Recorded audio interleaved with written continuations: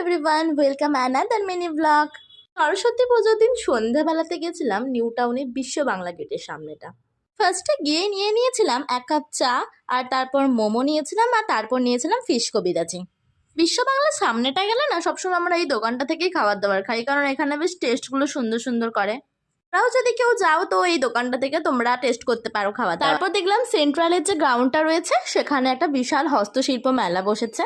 তো মেলা বসেছে আমি যাব না, এটা তো হতে পারে না। দেখতেই পাচ্ছ এখানে বিভিন্ন টাইপের বেতের জিনিসপত্র, কাঠের টেবিল ছিল, রুম ডেকোরেশনের তো অনেক ফুল টুলও ছিল। আর সব থেকে অ্যাট্রাকটিভ যেগুলো ছিল আমার এই মূর্তিগুলো, ভীষণ ভালো লেগেছে। ফটো ফ্রেমগুলো হেব্বি হেব্বি দেখতে ছিল। আর তারপর ছিল এই মাটির জিনিসপত্রগুলো, আর ঝুড়ি ছিল বিভিন্ন টাইপের, আরও অনেক অনেক জিনিসপত্র ছিল। আমি এই প্লাস্টিকের ফুলগুলো কিনেছিলাম, যেগুলো ভীষণ সুন্দর দেখতে। আর তারপর ওখান থেকে ফিরে খেয়ে নিয়েছিলাম biryani, mutton keema kebab and fish.